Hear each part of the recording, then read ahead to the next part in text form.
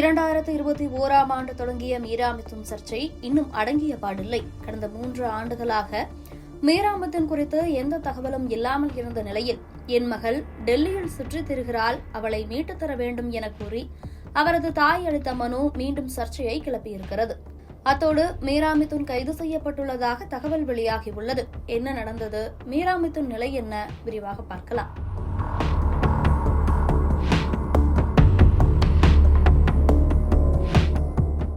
(2021ஆம் ஆண்டு நடிகை மீரா மிதுன் தனது சமூக வலைதள பக்கத்தில் திரைத்துறையில் உள்ள பட்டியல் இனம் மற்றும் பழங்குடி சமூகங்களைச் சேர்ந்தவர்களுக்கு எதிராக சர்ச்சைக்குரிய கருத்துக்களை பேசி வீடியோ ஒன்றை வெளியிட்டிருந்தார். அது பெரும் சர்ச்சையை கிளப்பிய நிலையில் விடுதலை சிறுத்தைகள் கட்சி உட்பட பல சமூக செயல்பாட்டாளர்கள் தரப்பில் நடிகை மீரா மிதுன் மற்றும் அவருக்கு உடந்தையாக இருந்த அவரது நண்பர் ஷியாம் அசோக் ஆகியோர் மீது புகார் அளிக்கப்பட்டது. புகாரின் பேரில் சென்னை மத்திய குற்றப்பிரிவு காவல்துறையினரால் வன்கொடுமை தடுப்பு சட்டம் உட்பட 7 பிரிவுகளின் கீழ் வழக்கு பதிவு செய்யப்பட்டு 2021 ஆகஸ்ட் மாதம் 14ஆம் தேதி மீரா மிதுன் மற்றும் அபிஷேக் இருவரும் கைது செய்யப்பட்டனர். 2022ஆம் ஆண்டு அவருக்கு நீதிமன்றம் நிபந்தனை ஜாமீன் வழங்கி உத்தரவிட்டது. இந்த விவகாரம் தொடர்பாக முதன்மை அமர்வு நீதிமன்றத்தில் மீரா மிதுன் மற்றும் அவரது நண்பர் மீது குற்றப்பத்திரிகை தாக்கல் செய்யப்பட்டது. இந்த வழக்கு 2022ஆம் ஆண்டு விசாரணைக்கு வந்தபோது அபிஷேக்கும் அவரது வழக்கறிஞரும் ஆஜராகியிருந்தனர்.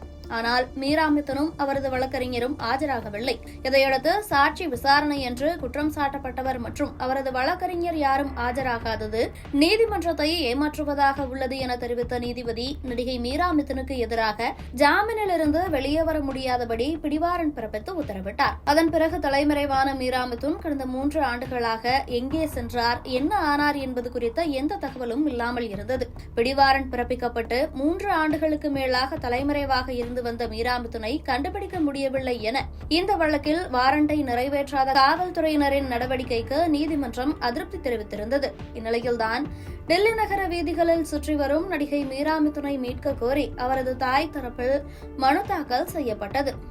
இந்த மனு முதன்மை அமர்வு நீதிமன்ற நீதிபதி எஸ் கார்த்திகேயன் முன் விசாரணைக்கு வந்தபோது காவல்துறை தரப்பில் நீதிமன்ற உத்தரவின்படி சென்னை மாவட்ட சட்டப்பணிகள் ஆணைக்குழு மூலம் டெல்லியில் உள்ள சட்டப்பணிகள் ஆணைக்குழுவிடம் தகவல் தெரிவிக்கப்பட்டு டெல்லி காவல்துறையினரால் பிடிக்கப்பட்ட மீரா மிதுன் அங்குள்ள அரசு காப்பகத்தில் வைக்கப்பட்டுள்ளதாக தெரிவிக்கப்பட்டது.